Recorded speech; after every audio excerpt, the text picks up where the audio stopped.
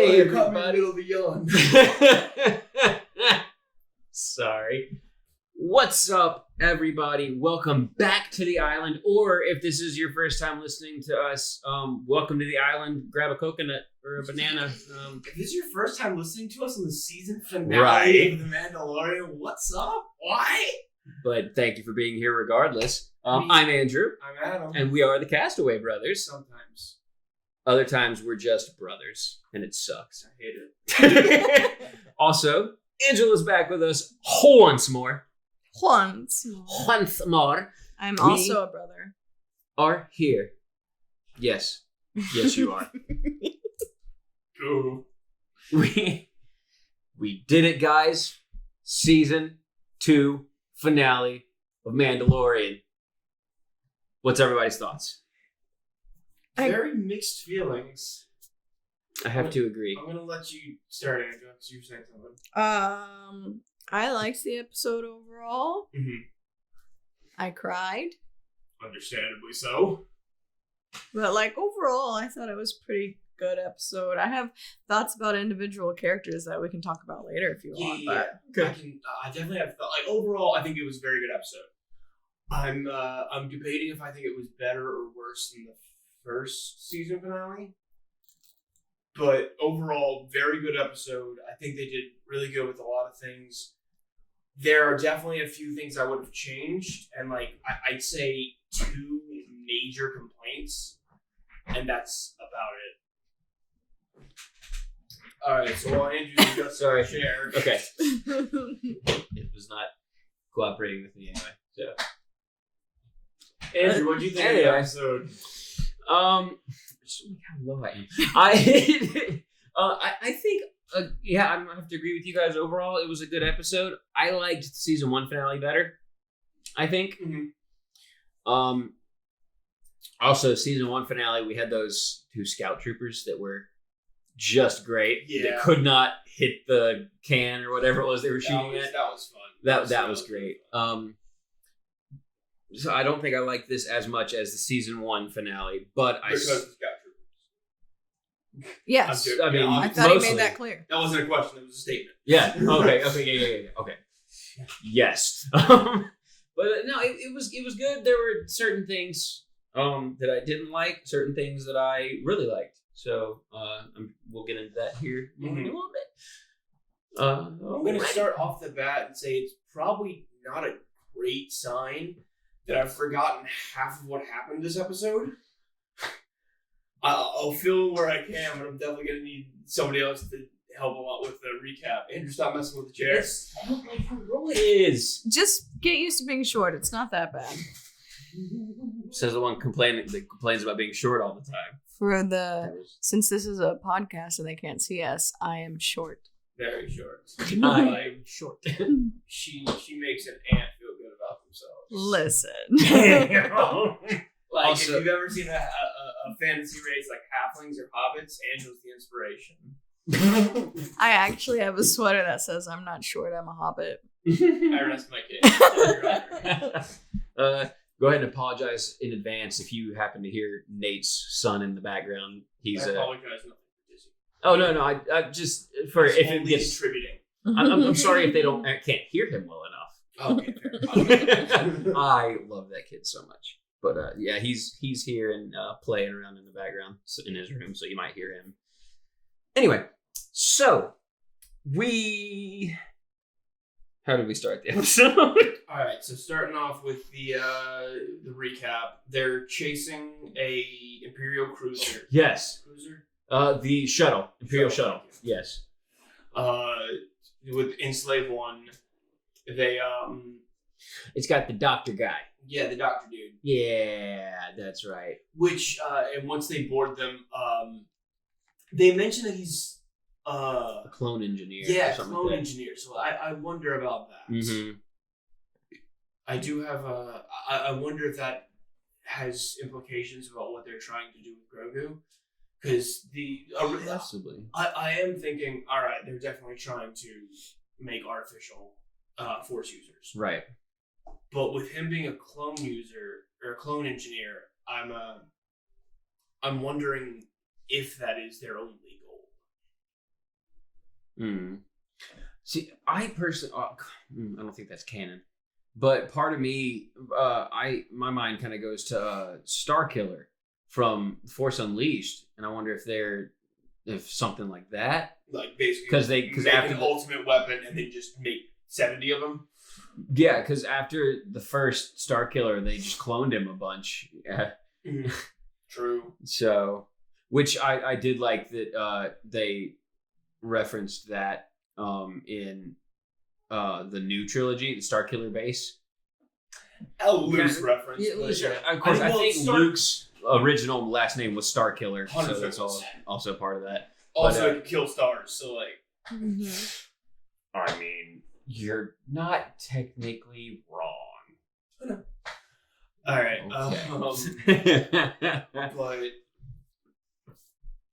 they hold him hostage for a second. Well, I like that they actually, especially because we got Star Wars Squadrons and we've been playing that. They hit them with an ion cannon and it like EMP'd and shut the That's always been a thing. shit down. Well, no, I know. It's just I like seeing it. Yeah, It's fair. cool because I forget about it until we're Yeah. playing Squadrons, and so it showed that happen, and I was like, heck yeah!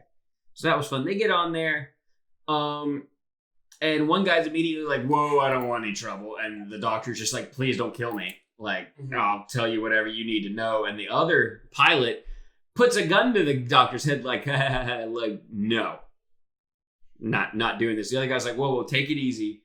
Look, let's just, I don't want any part of this. Let's just figure this out, and get shot by his own pilot guy. And he puts his gun back to the doctor, clone engineer guy's head, and Mando and Cara are both there, like, put the gun down. And he's like, no, this guy is like super high on the New Republic wanted list. So, and I'm sure they'd hate to find out that he died because of you. Talking to Cara Dune. Pause real quick. I thought I pulled the mic down for a second. Yeah, but so he's like, be a shame if they found out you killed him. And then proceeds to basically taunt her about Alderaan. Yeah. And saying he was on the Death Star, he watched it blow up, and she goes, which one? So that one was funny. And he starts being all like, there were so many people on those battle stations that died as the galaxy watched and cheered. And honestly, it was kind of pointless. All this really didn't do anything for anything.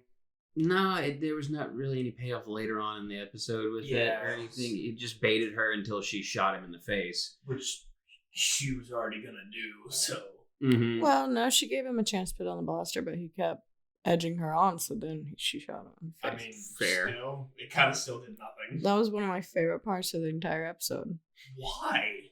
Oh, we can talk about it later. All right. I can finish the recap if you want. I'm gonna argue about it.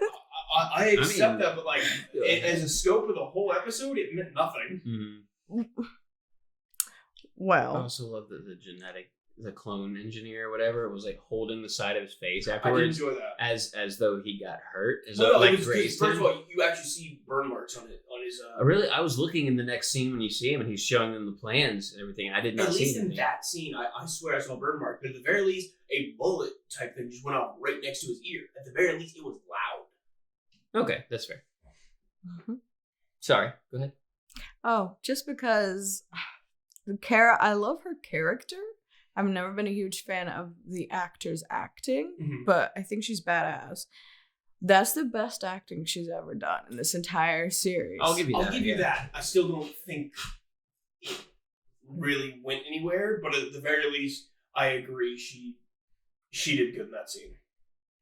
But the only part about that scene I really liked was when he's like, when she said, which one? And he's like, oh, you think you're funny? People died. Thousands of people died on this Death Star. I'm like, oh, almost like you blew up a fucking planet and millions of people died. Exactly. Yeah. That was the funniest thing. I'm like, what the are you comparing this right now? But then, so they get the doctor. Were you about to say something? Mm-mm. Okay, I thought I saw you open your mouth and close it. Fly Andrew's glasses. Sorry. They go and find Bo-Katan, and a scene that was also kind of like it was much more poignant. It was good until a certain point, and then it was like, okay, there was no need for any of this. Oh my gosh. Because it was basically Mando was like, hey, we need your help. She's like, not all of us are bounty hunters. Some fight for a greater cause. Like, cool. He wasn't asking for a bounty. He was literally like, I need your help. That wasn't cool. Anyways, there's a lot of little things in this episode. Well, I think the reason she said that is because he's like, I need your help finding the child or something like that. No. Or the He's child just like, hey, no, yeah. He just goes up and says, hey, I need your help. And she was like, not all Mandalorians are bounty hunters. Which, first of all, is fair. It's fair, yeah. And I don't just work for whatever job is next. But still, also, like, he helped you once before. To be fair, she did give him information for that. Okay, I'll give you that. It was a exchange. But it's still like, we're not on bad terms. Maybe it's because we walked in with Boba. Because, by the way, she hates Boba. Well, they didn't even really pay attention to Boba for a second until after she says that, and he's like, we don't need these two. And then they recognize the voice, and she's like, you're not a Mandalorian. And I love Boba's response, never said I was. Fair. That's the thing that there's back and forth with Boba and those two. Some incredible sexual tension between Boba and her henchman. I was like, am I the only one, right? No, I felt it. She immediately, I didn't know sidekicks were allowed to speak. And I'm like, where the fuck is this coming from? And then his response is basically, well, if that ain't the kettle calling the pot black. Essentially, just the Star Wars equivalent of that. Yeah. And they get they start like almost fighting, and then that time Bo-Katan didn't start anything, and she was like, "All right, you two settle down, save it, it's enough." Mm-hmm. And they're like, "All right, save it for the imps." Yeah, save it for the imps. So imps. you are helping us, but then Mando's like, "They have the kid. Who? Moff Gideon. You're never gonna find him. We already know where he is." It's like, so okay, I can get the Darksaber. And then once again, she calls out Boba like, "You're a clone, nothing more. I have heard your voice 1,000 times," which I actually do really enjoy that because it's like that's gotta hit her in a weird spot because first of all, she fought both against and alongside clones. Oh yeah. But also like knowing, I'm sure she knew she was in the Clone Wars. There were clones all over the place. But I'm sure she knew that they were all clones of a Mandalorian. So that was all. That had to have been really weird for her, and then have to have one, essentially a clone trooper, come up with Mandalorian armor, being like, "Yeah, no, I'm one of you." Like, no, the fuck, you're not. You're one of 1,000. Don't even come here, because it's like Boba said, he doesn't claim to be Mandalorian. He's not trying to be Mandalorian. He's just trying to hold on to his father's armor, which is again in his perspective, that's fine, but like also. From the Mandalorian's perspective, no, for sure. From their perspective, the Mandalorian armor is meant for only Mandalorians. Yeah, and so when a clone trooper comes up wearing it, it's like that would be like every single clone being like, "Yeah, no, I have the birthright to wear this armor." No, yeah, I get that. And so sure. I actually really did dig that. I don't dig when she starts again egging him on. He and the sidekick start fighting again, and she goes, "Guys, stop!" And it's like, you started it this time. Yeah, I know you weren't trying to get the fight, but it's still like, don't act like you weren't part of that. Yeah. I will say a really fun part of that fight is when the girl Mandalorian. There's so many characters I don't know their name. I want to say it showed up on the subtitles too. She used her jetpack to wall run. She used her jetpack to wall run, using that momentum to flip him. She was as stupid as that fight was. That like 3 seconds of little brawling was really creative, and I really dug that. The reasoning behind the fight was dumb, but the actual fight itself was pretty cool. I don't find the reason behind the fight even dumb. I find Bo-Katan calling it off. Like she was above it off. Yeah. That's the only thing I didn't enjoy. Okay. But then they go back to the the slave one they're going over the plan, and the clone dude, the doctor, whatever you want to call him, speaks up and is like, "Hey, yeah, no, we've got dark troopers. They're gonna be here. The kid's being held here." And it's like, this also kind of bothered me, and this is nitpicking because like I'm aware you're a coward, and so it's like you would readily give up information, but no one even prodded him. They were just talking, and he's like, "Actually," it's like, well, what? Why? Yeah, they were like, "Oh, well, this cruiser won't have more than like a squadron of stormtroopers." He was like, "Your estimation's incorrect." You know, and it's then, like what was it? Your information is misleading. Because she was technically right. They only had like a small squadron of stormtroopers. It was the dark troopers they need to watch out for. Yeah, but he immediately was like, "Here, let me tell you what you don't have." And it's like, I understand. Yeah, like I understand if they're threatening torture or whatever, threatening you for the information. He is absolutely the character that you get anything you want. Like I will squeal. Literally one more line of like, "Are we sure that's it?" And then just Cara Dune just kind of lifting up her blaster. We could ask him, and then he goes right into it. So right here, I'm surrounded by warriors. I'm not messing with this, but it's like he freely gave that up without even looking at it. This is the doctor we're talking Yes. about?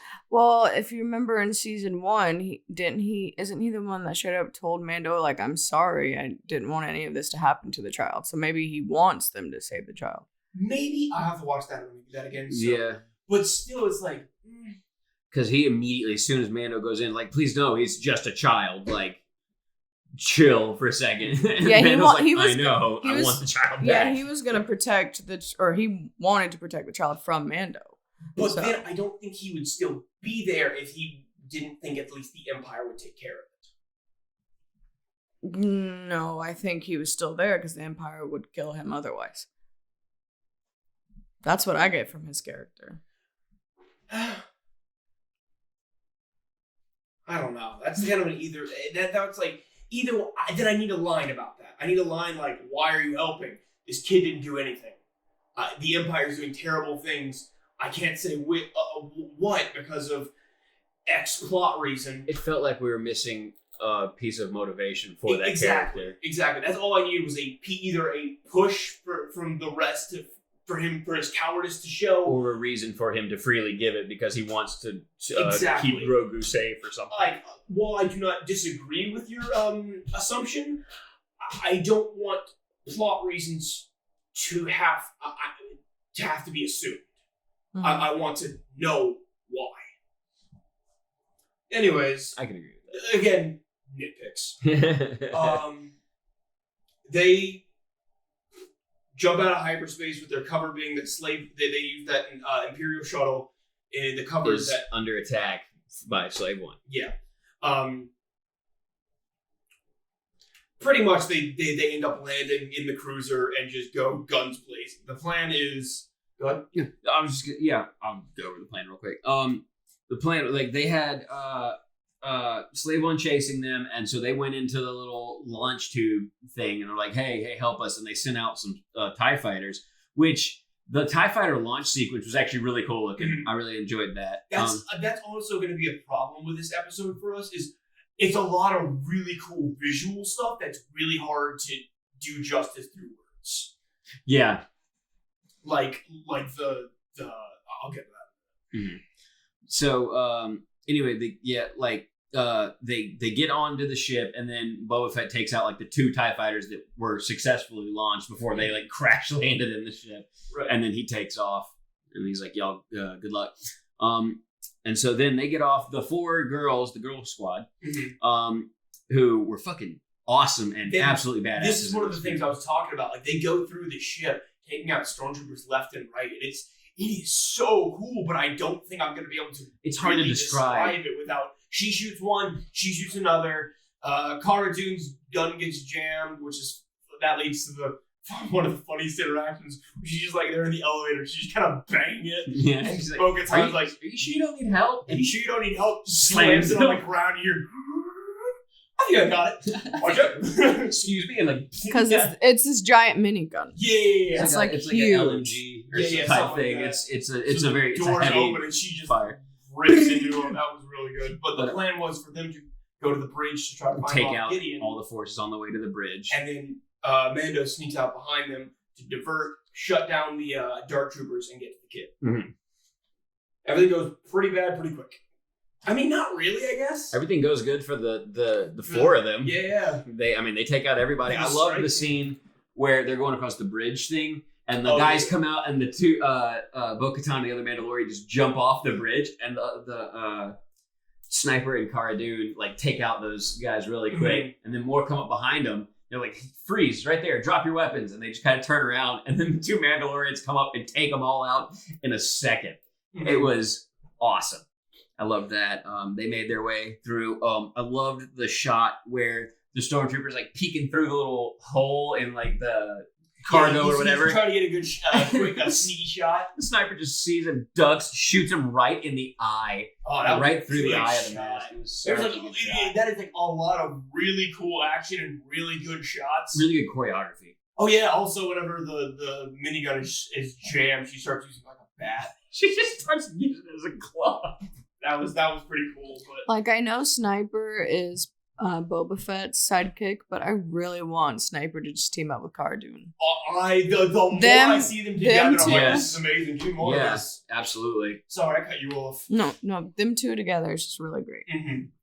100% agree. And I thought having the two Mandalorians with them was going to kind of diminish them a little bit, because it's like, this show really likes to glorify Mandalorians for obvious reasons.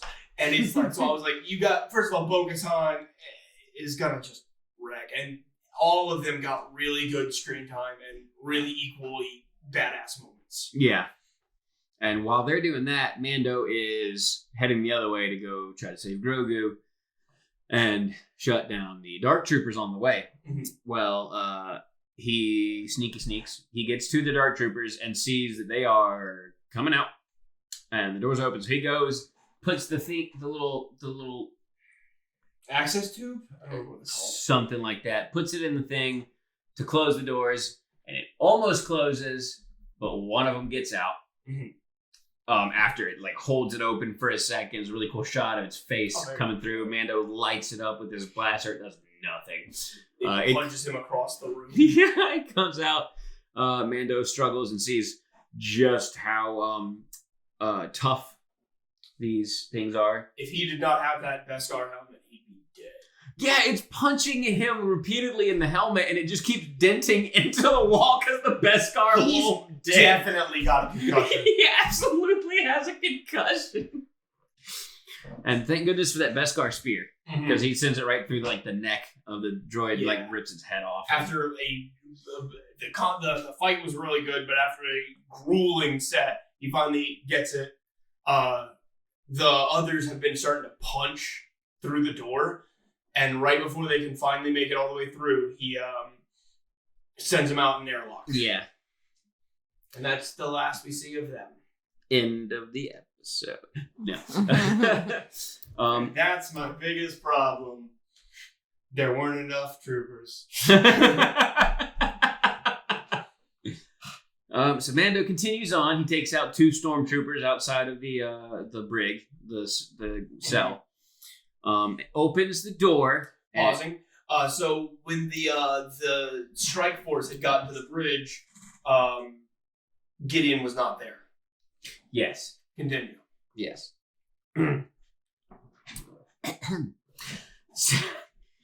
So he opens the door, and Moff Gideon is standing there next to Grogu with the Darksaber ignited over his head, like all threatening, like I'm gonna kill him. Don't you do it? This also has one of my like weird pet peeves that I'm not like a big. It's not a big point against, but it's also just weird to me whenever like they have a hostage and the person starts walking forward and they either let them or don't immediately be like, no, stop. Yeah. Because he walks forward like 3 steps before Gideon goes, drop the blaster. Which is, so at the very least he does that, but it's still like, the second he took a step, like, do you not see what I'm doing? No. Another step and he's dead. Even though he absolutely wouldn't do that at some point. I mean, yeah, I understand that, because that does get on my nerves sometimes too, especially when it's like another step and they die, and it's like, all right, hang on. And they start talking slow. It's slow taking more steps, and they still don't go through with anything. Like, that's not and what it's I said. this is a much more tense situation than you are making it out to be. Like not a point again, it's just a pet peeve. Yeah. But my mind blanked. I'm sorry. He's holding the Darksaber above his head. They talk for a minute. I don't remember really what's said, except for he's like talks a little bit more about the Darksaber is the basically key to the Mandalorian throne. That's what Bo-Katan wants. And he was like, yes, I know that you're traveling with Bo-Katan. Friendly reminder, assume that I know everything, which is very arrogant. But I actually like for his character. Basically, he's like, Amanda's like, keep the saber. I don't care. I don't give a fuck. I just want the kids. I just want the kid. And he's like, all right, I already got what I want from him. But you get the kid, you and I part ways, never see each other again. All right, cool. Gideon is a very, very good tactician. I think he did a very good job of luring Mando into like a sense of security. Like, okay, this is shaky truce. Yeah, like we have dissolved the situation pretty well. You know, like he keeps the thing that he wants. I get the kid back. I leave. We never see each other again. Everything's gonna be okay. Bo-Katan's gonna be pissed, but that ain't my problem. Yeah. Like, I brought you to Gideon. It's not my fault. You didn't find him. So it's like, all right. I think Gideon played that very well. So then he goes to get Grogu, and then Gideon immediately attacks him with the Darksaber. It starts in the dumbest move. Like, Gideon, you had a single shot to make that work. I couldn't tell if Mando changed his position to block it with the spear on his back, but like, you know he's wearing Beskar. Aim for the neck, my dude. Or under the arm or something. So that's why I gotta believe that Mando shifted to take that. I think maybe once he heard it reignite, he was probably like, oh shit, and like readjusted or something. So I'll take that. But yeah, basically then a fight ensues between the Darksaber and the Beskar spear. It's not all that surprising to see the well-combat trained warrior wins. It beats the Imperial officer who is... We'll put him a fight. I'll give him that. Oh yeah, like partially because he had a superior weapon, I think is part of it. I don't think Gideon is that well trained. I think he's such a high level because of his tactical genius and... I don't know if I'd call it much of the superior weapon. They're both pretty good, but... Fair. I just think Mando is definitely more there's a word here that I cannot find. Adept at combat than Gideon 100%. ever should be. And I think part of it is because Gideon caught him off guard. Oh yeah, he had the upper hand because he was on the defensive for quite a while. Until he was finally able to get that spear out, and even then he was on the defensive for a while. I liked seeing when he was holding the Darksaber against the spear, watching the spear like start glowing red hot, like it might cut through. The Darksaber might cut through any minute. Because Beskar is not lightsaber proof, which is what this likes to this show likes to pretend. It's lightsaber resistant. Mm-hmm. So if you hold the lightsaber on the Beskar long enough, it will cut through eventually. So I agree. Watching it heat up was really cool. I did enjoy that. And he eventually disarms Gideon, to which Gideon, being the arrogant ass, immediately, oh, you're keeping me alive. This should be interesting. And I'm just like, shut up. And this is where I start disliking Gideon more. Yeah, I liked him up to this point. Yeah, up to this point, he's been fine. Even that line, it's like, it's whatever. That was more of probably trying to get in his head, being like, is this a mistake? What do I do? Yeah, which I think in Gideon's, to Gideon's credit, he's like, if I can get him to think that keeping me alive is a bad idea, get him to kill me, I'll be dead, but then he can't get any information out of me. Exactly. So I will give him a pass on that. Better dead for the Empire than alive for the New Republic. Exactly. Like the guy that we saw several episodes ago with Bo-Katan, who takes the cyanide, quote-unquote, pill and just electrocutes himself and dies. Like, they've been... Because Gideon... that's a little bit later. Never mind. Yeah. Well, I want to say something. I thought, because I've watched this episode twice now, I thought him saying, "Well, this should be interesting," was a reference to Mando getting the Darksaber, and that's what I thought that was a reference to. That may have been, but he did specifically say after you're keeping me alive. That's fair, but it's just the way the camera was shot. It was literally like from the Darksaber in Mando's hand to his face. I thought he had the spear in his hand at that point. I didn't think he he Darksaber. kicked the Darksaber away. Oh, okay. Which that may still be part of it because he's like, "Oh, Bo-Katan wants it, but he defeated me. You're keeping me alive. Oh, I get to see this." Yeah, it's like, hey, Bo-Katan's gonna be pissed. Mm-hmm. This should be fun, and now I get to explain everything too. Speaking of which, it cuts to Bo-Katan in the on the bridge, and the doors open. Low-key panicking. You can see it in her face a little bit, like where was Gideon? She's plotting. She's freaking out a little bit, but trying to just cover her bases. Door opens, and Mando is holding Grogu, and the Darksaber ignited, leading Gideon inside. And Bo-Katan has a very shocked expression on her face. Very, just kind of, I think she asked, like, what happened? And, Karen goes, "You brought him in alive." I'm in alive. It means we gotta pay him more. You gotta pay, Republic's gotta pay double now. Yeah. But, I'm gonna sum this up because it's a very long thing. That's not what she was referring to. Shut the Yeah. Gideon starts going on some exposition about how it's like, no. I liked the real quick. Sorry, I didn't mean to interrupt. I do like the explanation of how the Darksaber moves from person to person because I personally didn't actually know that. I didn't watch a lot of the Clone Wars. Yeah. Again, nothing that he says bothers me. It's that he's the one saying it. Yeah. Because sorry. It's just the controlled, upset anger that's on Bo-Katan's face. I don't think she wanted to talk. And I understand that, but it's still then if it was her sidekick, I would be more cool with it. If it was one of the Mandalorians that said it, I think he was rubbing it in. And that's why up to the point where he's like, that's not what she was referring to.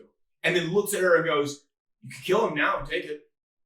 And that's where I think he should have stopped. Mm-hmm. Because then he starts going on this long tangent about how, like, it's like a monologue. He starts monologuing that, like, the person who defeats them in combat gets the Darksaber. That's the Darksaber itself doesn't have power. It's the story behind it. The title that I beat the last person that has this. And Mando goes, "All right, cool, here you go." And he's like, "No, it has to be through combat." He's like, "I yield." He goes, "It doesn't work like that." And then she goes, "He's right." And while I do understand, like, yeah, Bo-Katan's like processing everything, I still don't think that Gideon should have been the one to say all that. It doesn't necessarily feel out of character for him because he does feel like they want Type to try to rub it in, try to egg it on, try to cause something to happen right then. While I agree, I think snide comments and more of a if she was like, it had to be she had to, if it was her sidekick while Bo-Katan was looking stunned going, she had to be the one to defeat Gideon, but instead it was you, he says, looking at Mando. You did what she couldn't. It was the way he did it, I think, that didn't quite feel right. It felt, and like, I'm willing to kind of look past it because it is like I have lost and now I am desperately searching for a way to gain the upper hand again. Yeah. And so it's like, I'm cool with that, but it felt really weird. I wish it hadn't all been Gideon, though. I wish one of the Mandalorians had said something. The only thing that any of the other Mandalorians said was, "No, he's right." And that's like, come on, you're not... we got two people trying to rebuild Mandalore. Let them tell it. Yeah. It was, again, it's kind of a nitpick, but that one's honestly one of my bigger problems. Another reason I feel like it would have been weird if Bo-Katan said it would have... I don't think she blames Mando because he didn't know. So I feel like her giving that, well, this is what happened and this is what you did wrong and this is why I have to fight you now, would have seemed like, I'm blaming you. You did wrong. See, I see it as if she was like, it was a controlled anger where she's mad, but she knows she can't be mad at him while explaining the process of their heritage. I still feel like that could have worked, like her being like he's like, "Oh, here, take it." It doesn't work that way. I have to win it through combat. I yield. You can't yield. Looking very like torn up where she has to. Because then at that point, if she had done something like that, then Gideon could easily have been like, see, it's not the Darksaber that has the power, it's the story behind it. And then he could have made some. I just feel like it was too much Gideon. There should have been a little bit of one of the Mandalorians in there. I agree. Just and give not all somebody Gideon. else a time to talk. Somebody else that knows. Because if Cara Dune started explaining it, I'd be furious. Absolutely furious. Like, what the fuck do you know about Mandalorian culture? Shut up! But I was like, I'm okay. I don't doubt that he knows it. I think Bo-Katan explaining it would have given us a little bit more of a peek as to what was going on in her mind right then. Mm-hmm. Because she's kind of just staring. And I understand she's processing and trying to figure out what to do. But it's like, I'm not sure if she's like, how's the best way to kill him? Or how do I fix this without having to actually fight him? How do I have no idea what's going on in her head.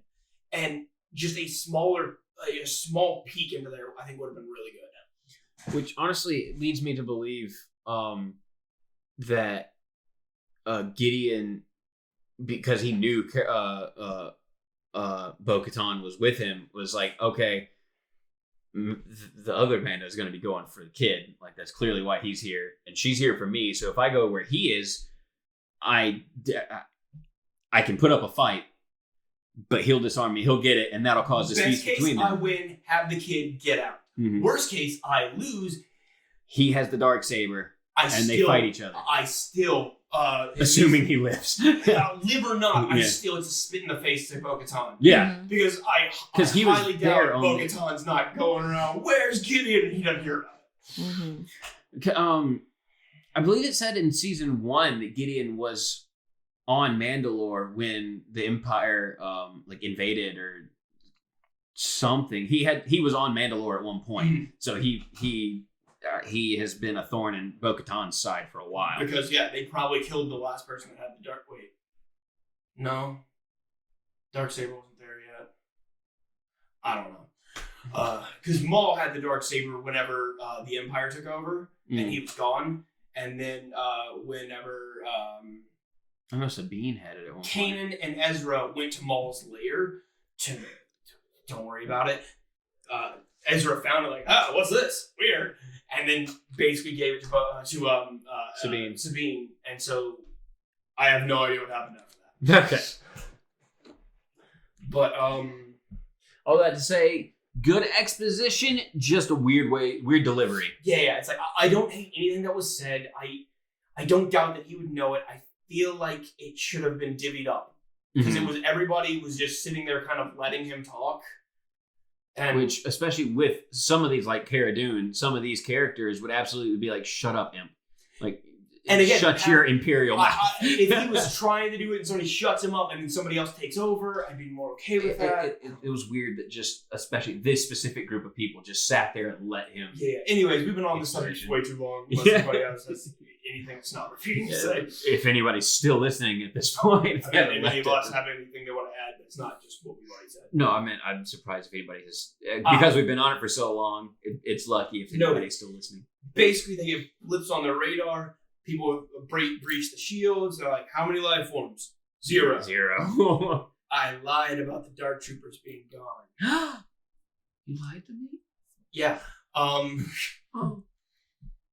forgot what I was saying. Basically, the Dark Troopers. They seal the blast doors. They seal themselves in the bridge. Dark Troopers start doing their punchy thing again. Everybody's aiming at the doors.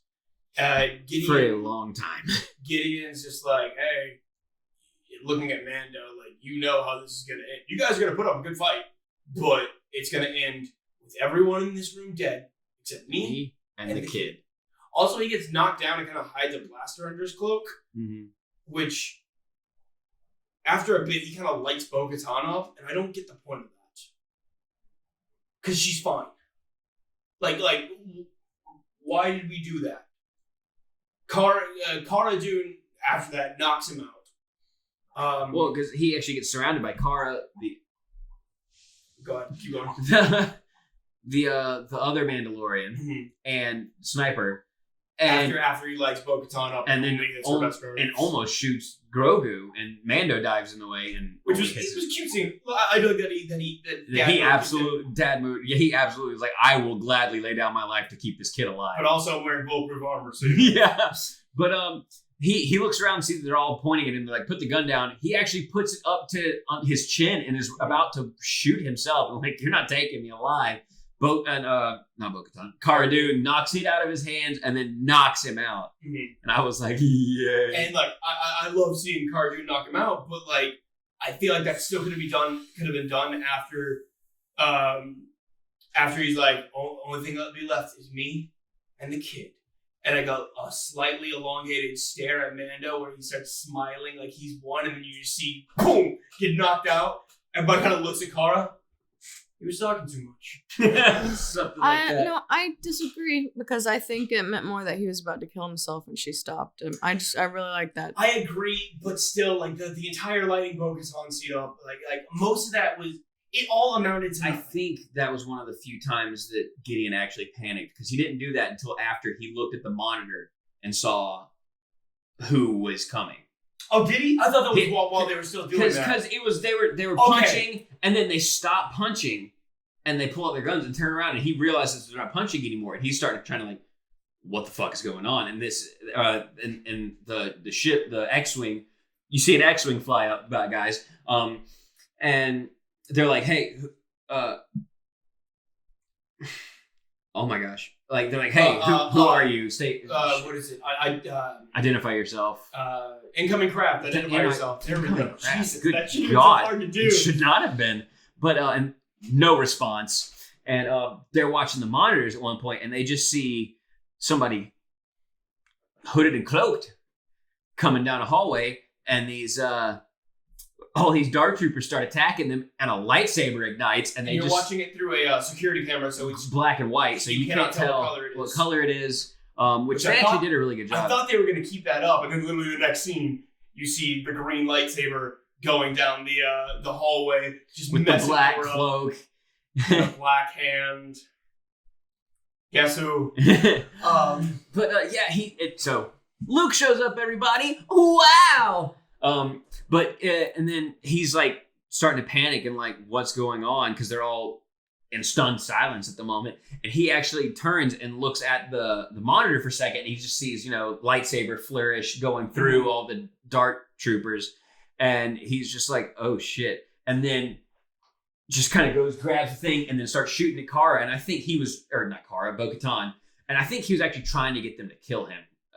I'm not entirely sure, but it wasn't until he saw Luke that he started panicking, because that actually just clicked for me. All right, I'll take that. I'll accept that, because that is I do agree that with what Angela said about how it did mean more him like I'm not going in alive meant more than just being knocked out, and him panicking I think would cause all that. So it's like, because I did start thinking about it, because we were very confused for a minute, because after he shoots her and she drops.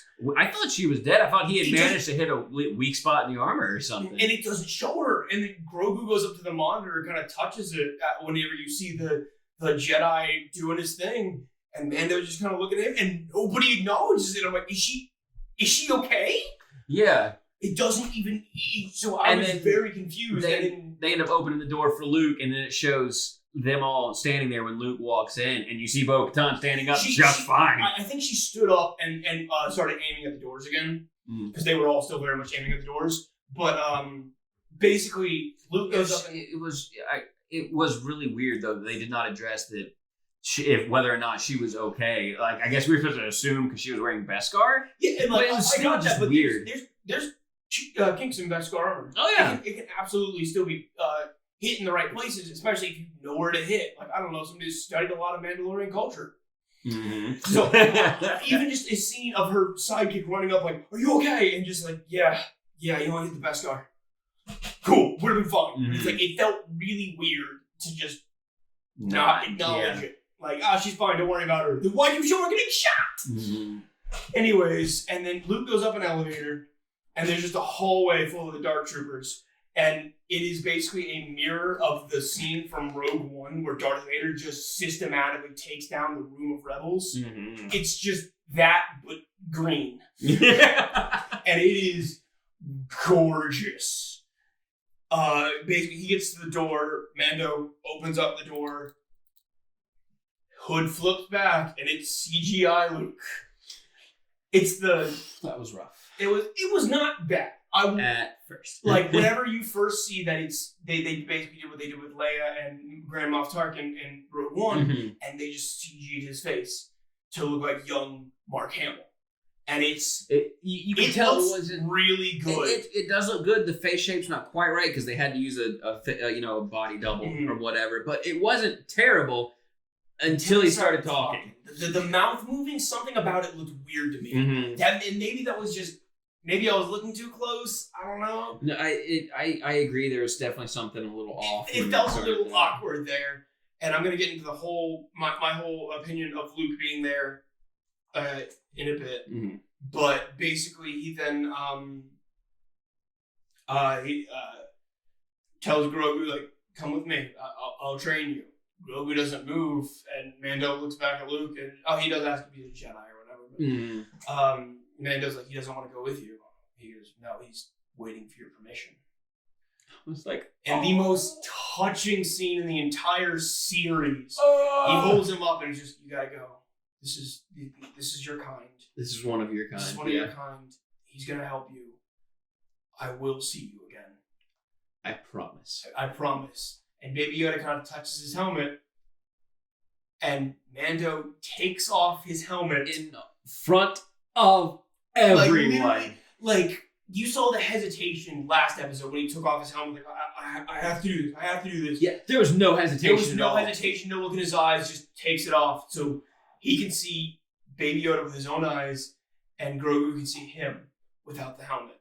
And he touches his face, puts him down. He goes and hugs his leg. Yeah, it was so cute. I was so mad that he didn't hug him. I know. Then R2 shows up. Yeah, R2 showed. I remember because we watched it twice now. Yeah. The first time R2 showed up, Grogu looks at R2, and I just went, "A droid, quick, give me a stick!"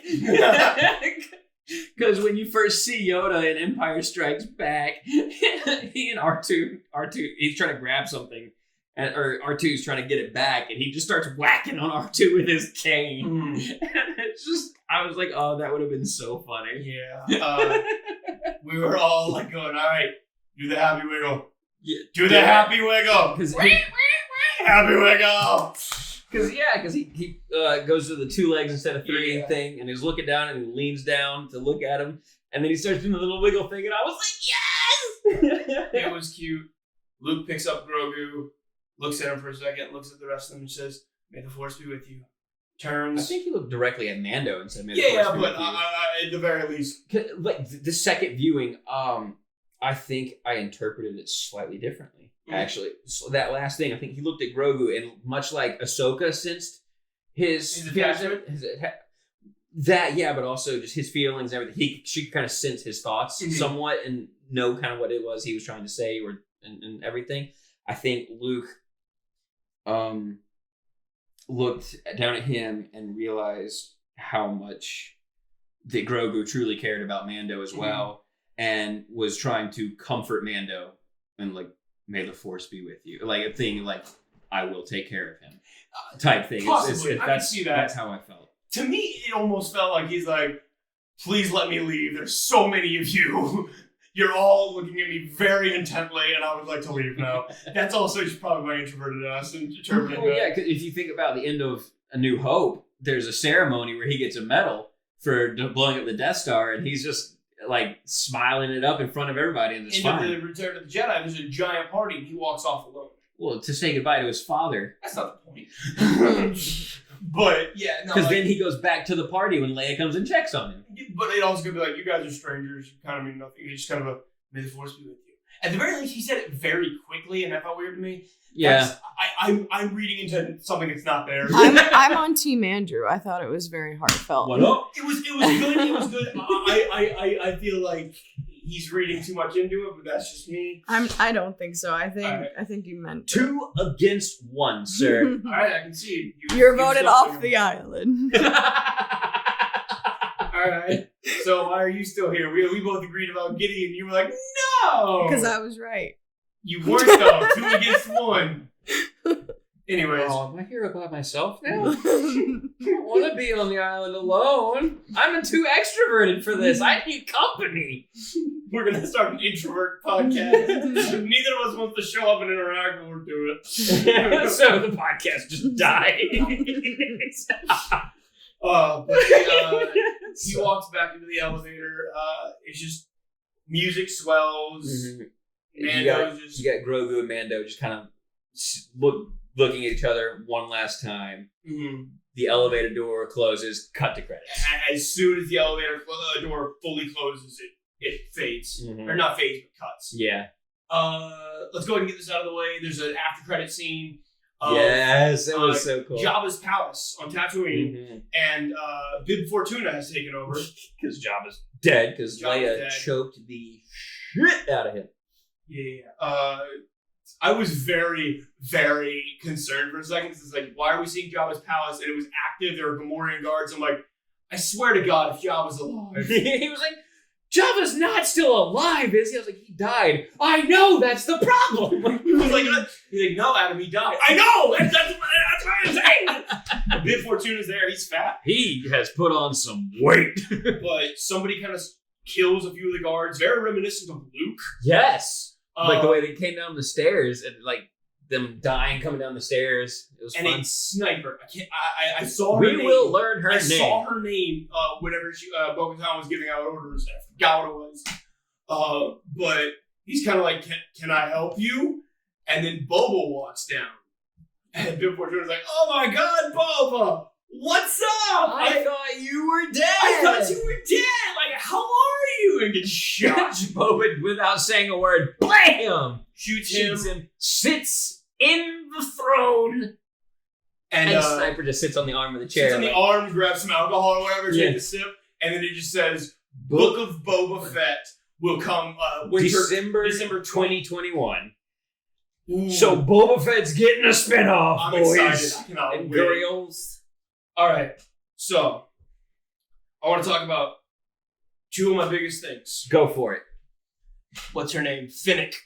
Finnick Shand, yes. I will not remember Shand. I started to look it up and I was like, it's too late in the podcast, but Angela went ahead and did it. Thank you, Angela. All right, Luke.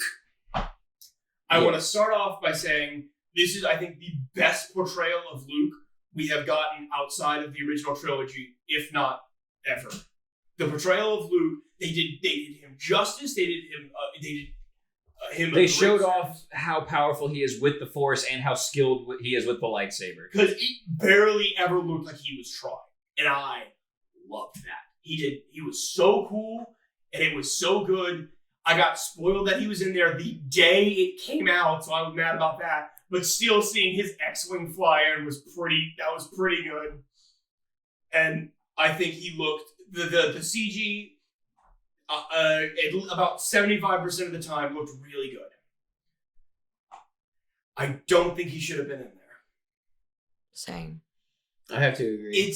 This series so far has been very, very showing us the smaller characters, the characters that aren't in the limelight outside of Boba, and even Boba is still he wasn't a huge character. I'm just not messing with that, but it has been all like kind of people who live in this galaxy and are affected almost the exact same way, no matter who's in charge, Empire or New Republic.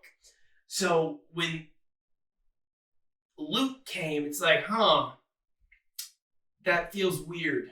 It feels like not only is it somebody from the original trilogy, like a main character, but like the main character. It's Luke, a Skywalker. It feels out of place, especially when they have somebody like Cal that could show up. And I don't want to. I'm not trying to take away points because it's like, oh, it was Luke instead of Cal. Why didn't they give me what they didn't promise me? But it's still like, even if it was Cal is under Luke's thing,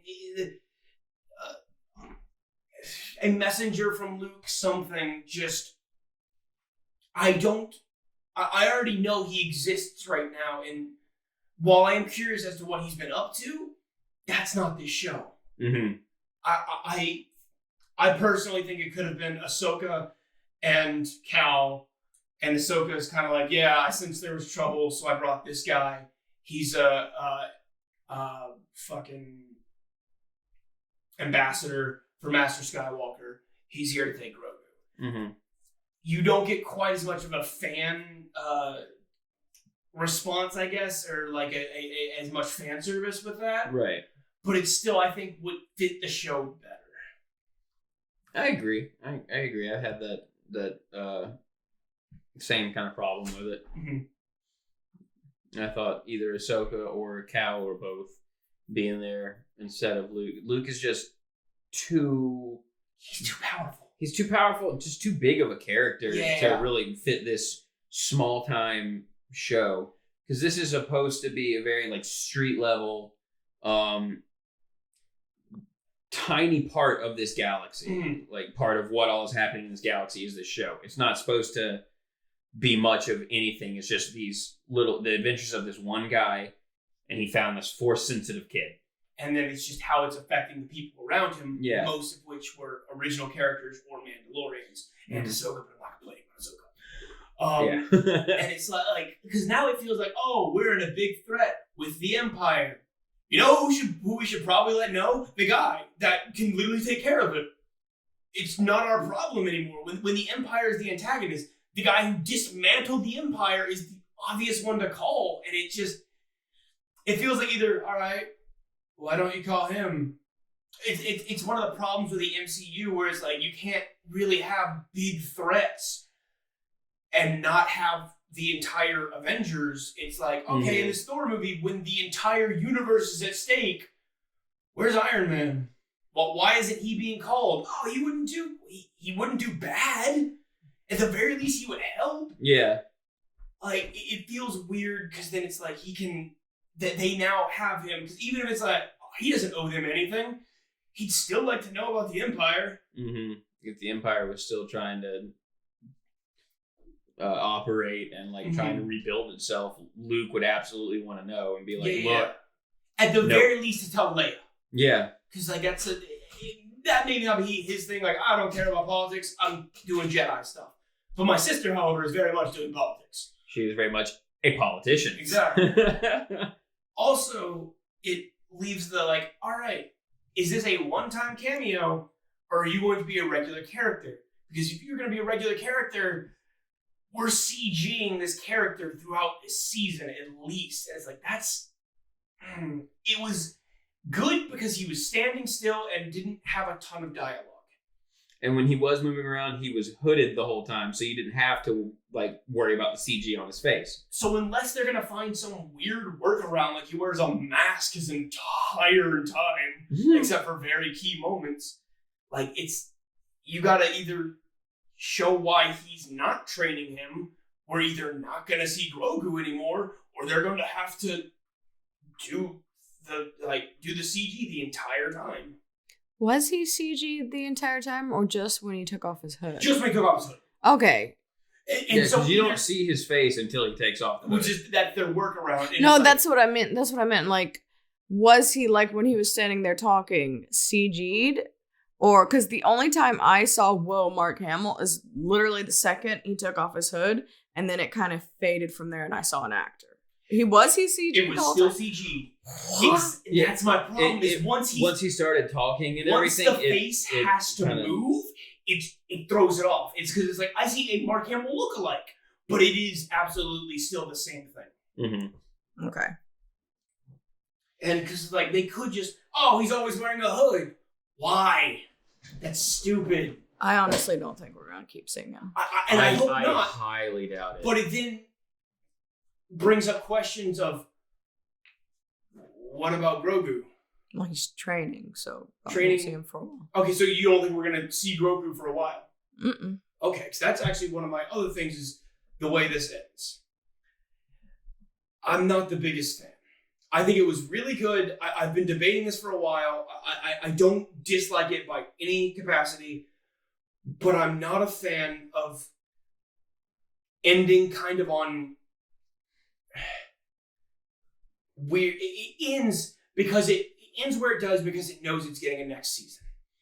I don't like whenever they end a season and it's not like if the show ended here, if it got canceled, before the next season could come out, would this be a satisfying ending? Right. And it absolutely would not be. I think it would be for me.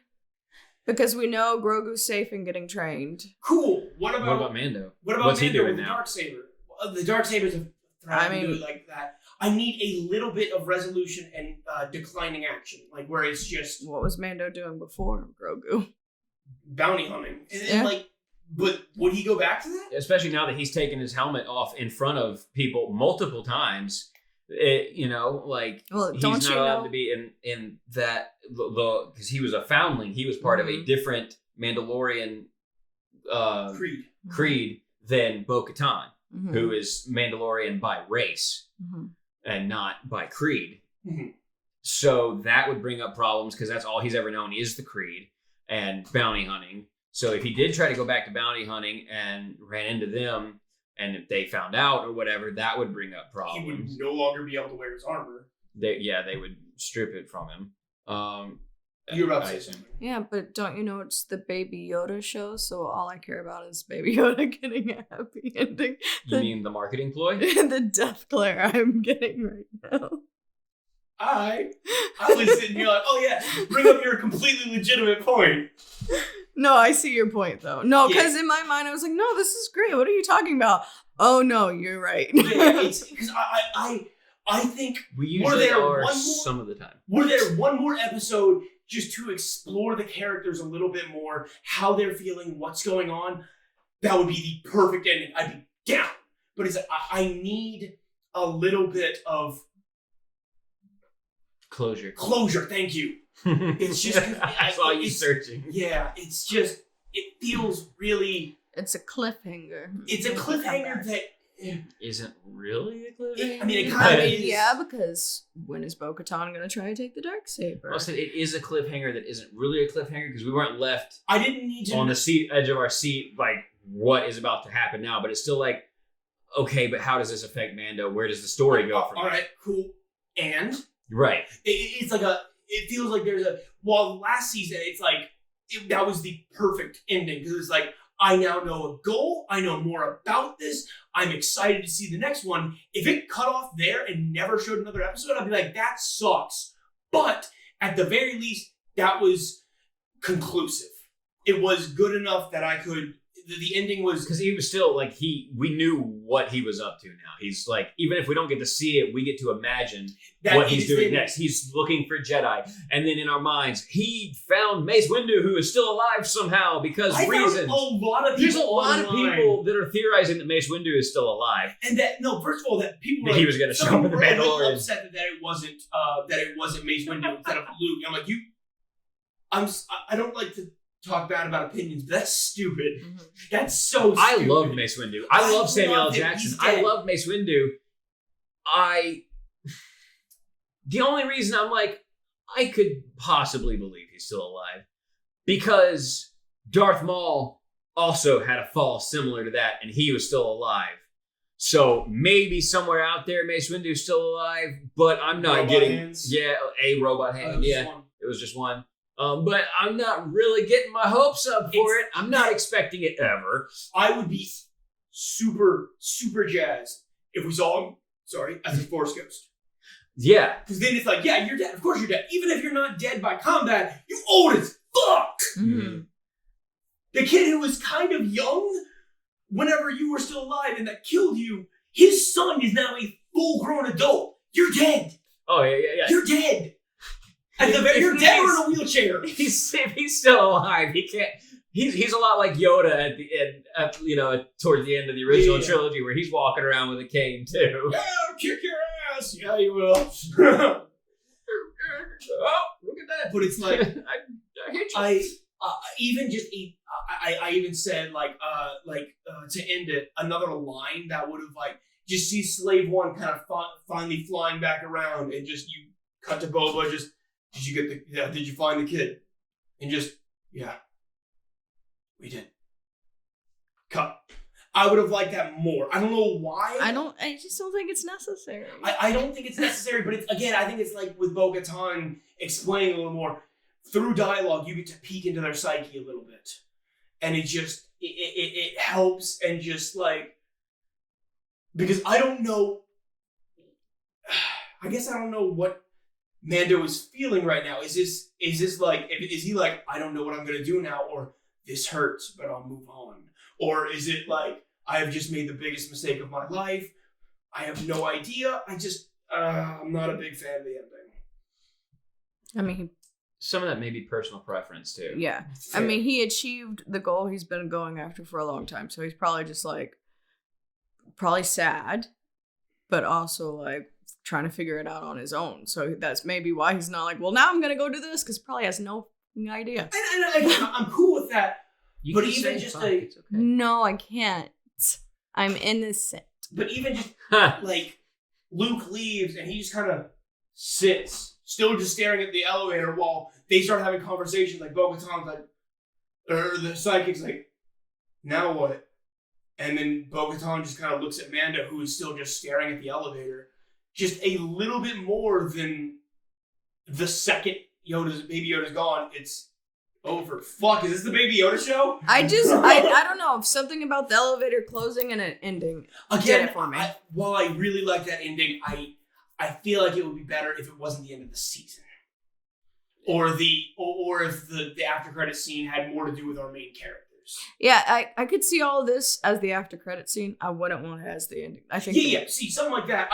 And then I would have been way more satisfied, because artistically, ending was gorgeous. The ending was absolutely gorgeous. The music was fucking amazing.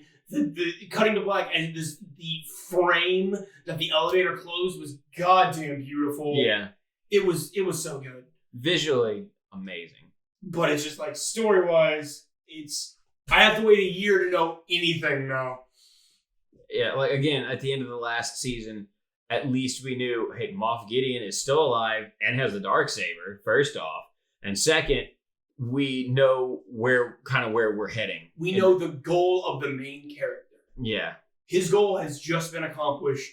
We have no idea if he even has the strength to go on, let alone what he's doing. Mm-hmm. Because, he doesn't care about the Darksaber, especially right now.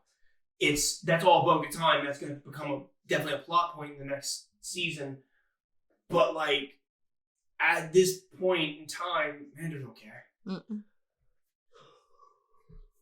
All right, so first of all, my prediction about Bo-Katan and Boba not getting along was right. I didn't even think about why, but that worked perfectly. So my most obvious call out was perfectly on spot. I do want to retract a statement that I made last episode about Boba's paint job. Okay. About how I was like, I like the look of the fresh paint. After having watched it again and thought about it, it definitely looked better with the weathered look. Mm-hmm. So I will give you that. I'm okay with it as a symbol of this is a new era of Boba. Yeah. This is what he's doing from now on, so this is why he looks different. It's still look better weathered. Maybe he's just trying to draw attention away from the dad bod. Why? Draw attention to it. Exactly, yeah. All right, so what are we rating this? 7. 7. Maybe an 8. There were just moments in there that got me real good, but then the rest of it was like, what is happening? That's why I let you guys explain everything. Fair. Also, But the moments that got me really good. So Fair. that's why it's probably an 8. You were saying you said you were gonna go on about a lot of stuff, including the opening scene of Cara Dune. Was there anything else you wanted to add to that? Opening scene of Cara Dune. With Shooting the guy in the face when he had the doctor guy hostage. Oh, no, her acting was great. I thought it really showed her character no, F you and the Imperials. yeah, but that's kind of always been her character, so it didn't, I don't know. Again, not taking away, that was, again, I completely agree, that was one of her best acted scenes.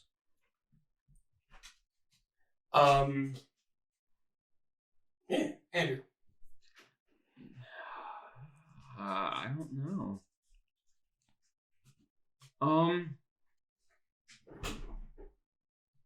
I think I'd give it an 8.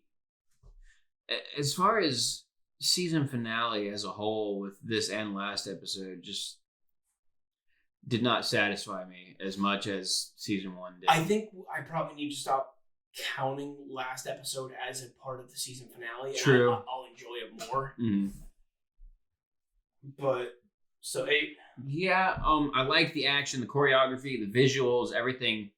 Very good. There was just it felt like a lot of unnecessary stuff, and just a lot of the nitpicks that we had, because we had a lot of the same opinions on like the doctor guy just being way too eager to give information and without giving a reason for him to be eager for that. I am willing to like take back a lot of this in the next season if they start explaining it further. Mm-hmm. Because I do like a lot of my problems with the first season came full circle this season. Mm-hmm. That's true. So, but as of right now, without answers, that's the problem of watching this. Gideon being mansplaining, just like mansplaining that was very mansplaining. Yeah, I don't, that really detracted a lot Yeah. from this episode to me. I was debating giving it a 9, but I think I am going 8 as well. So, Hey, hat trick!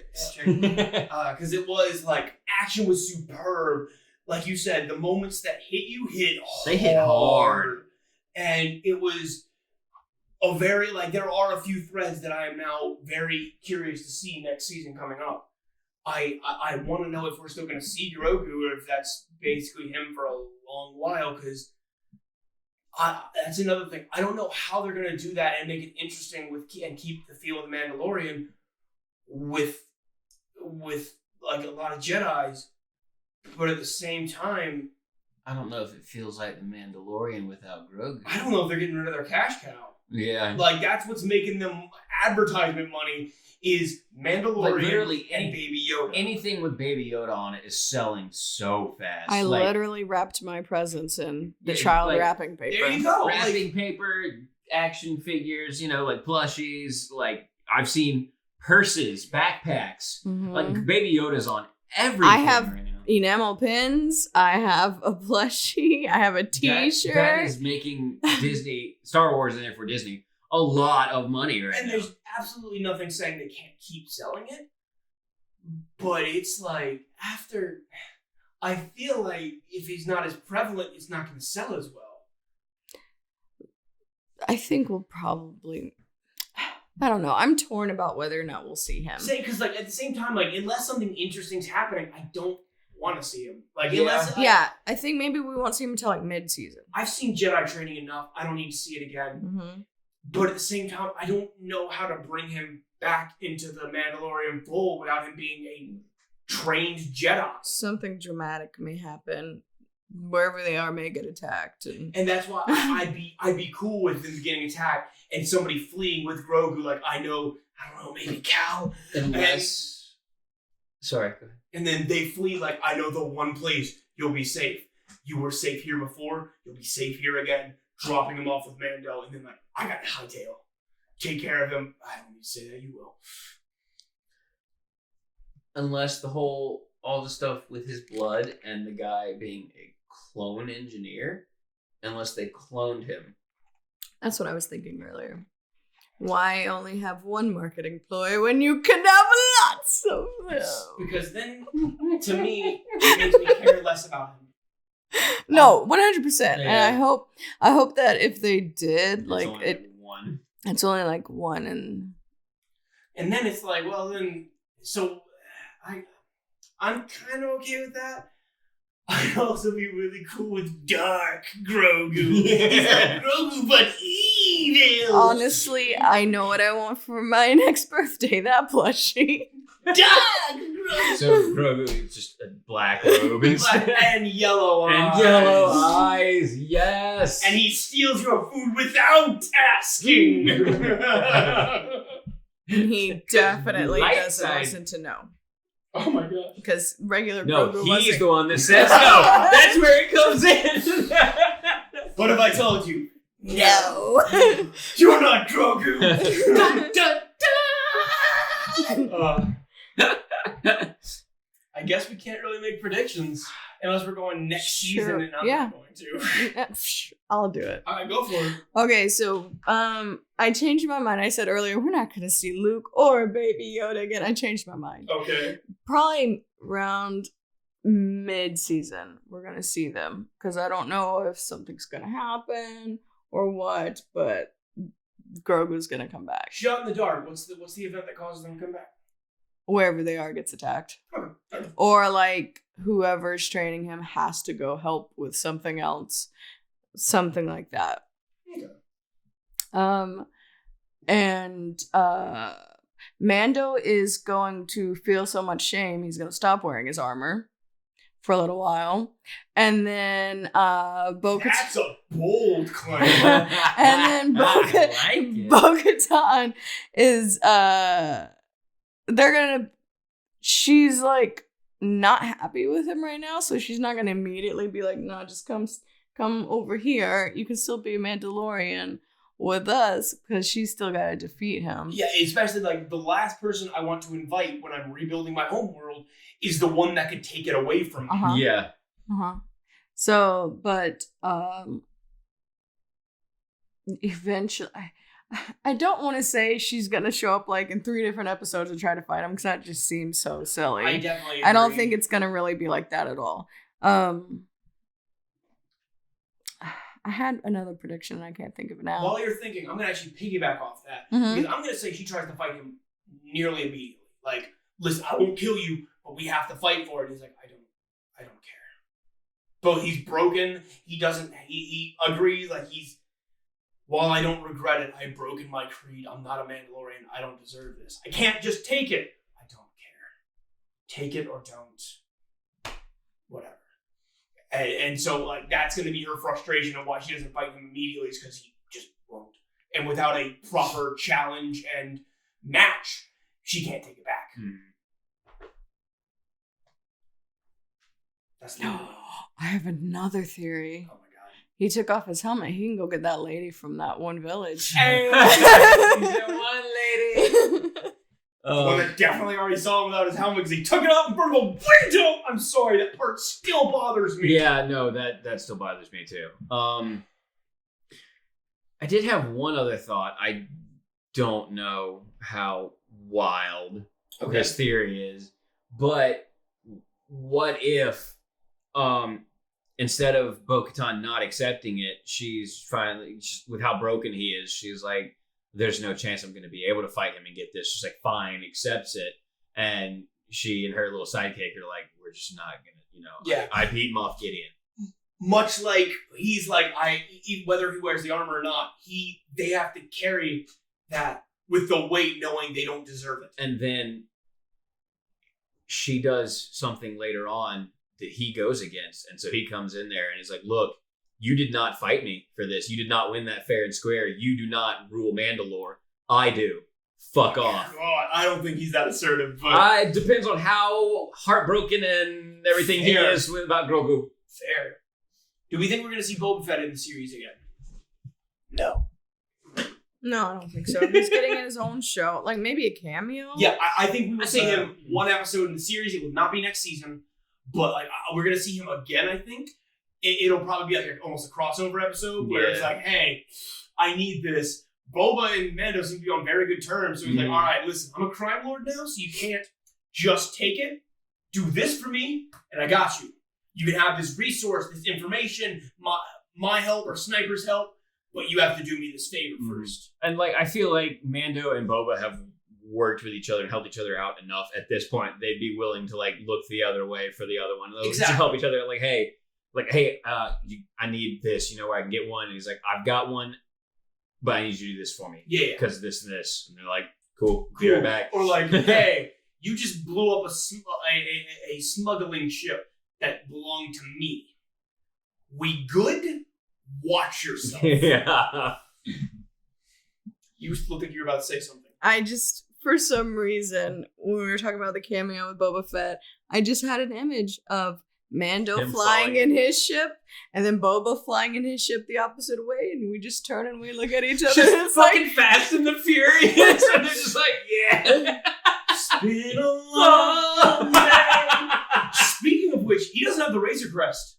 I know. How soon do we think he's gonna get his next ship? Never. And do we think he's gonna rebuild the Razor Crest or get a new ship?